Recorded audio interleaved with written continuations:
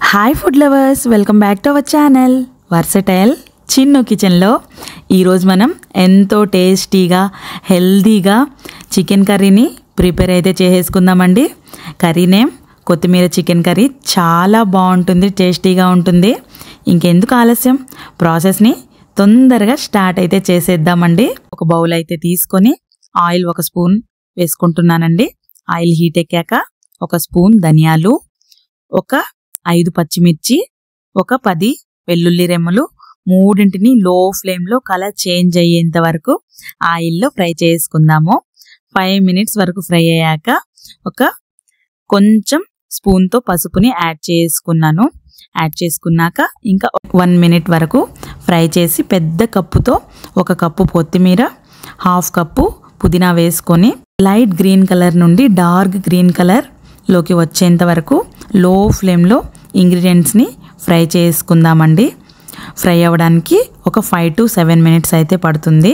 Fry అయ్యాక వాటిని fine పేస్ట్గా అయితే చేసేసుకొని పక్కన పెట్టేసుకుందాము.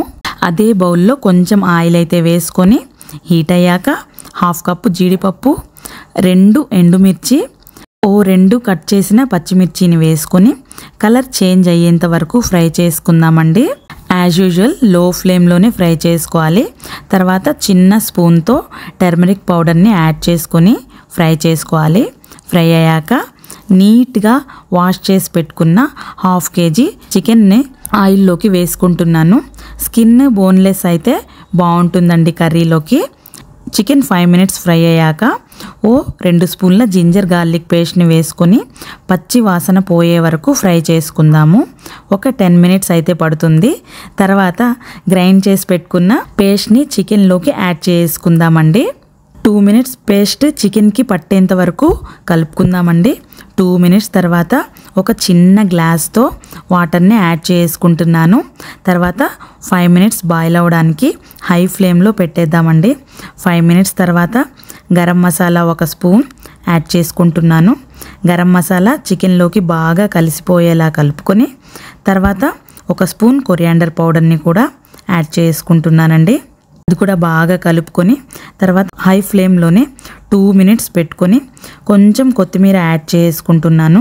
కొత్తిమీర యాడ్ చేసుకున్నాక కొంచెం ఘీని కూడా యాడ్ చేసుకుంటున్నానండి. ఘీ వేయడం వల్ల అరోమా చాలా బాగా వస్తుందండి. తర్వాత హై ఫ్లేమ్లో 10 మినిట్స్ కలుపుతూ లైట్ గ్రీన్లో ఉన్న చికెన్ డార్క్ గ్రీన్లోకి చేంజ్ అయ్యేంత వరకు ఫ్రై చేసుకుందామండి. 10 మినిట్స్ తర్వాత అంతేనండి, మన గ్రీన్ చికెన్ కర్రీ, అదేనండి కొత్తిమీర చికెన్ కర్రీ రెడీ అయిపోయింది. ఈ కర్రీ వేడి వేడిగా వేడి అన్నంలో కలుపుకొని తింటే ఉంటుందండి. ఆహా, అమోఘం అంటారండి.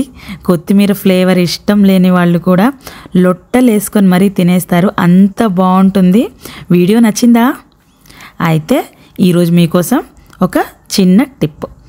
చికెన్ని ఆయిల్లో డైరెక్ట్ వేసుకొని ఫ్రై చేస్తే తొందరగా ఉడకడమే కాకుండా జ్యూసీగా ఉంటుందండి. టిప్ నచ్చిందా? అయితే తప్పకుండా ట్రై చేసి టేస్ట్ అయితే కమెంట్లో చెప్పడం మర్చిపోవద్దు.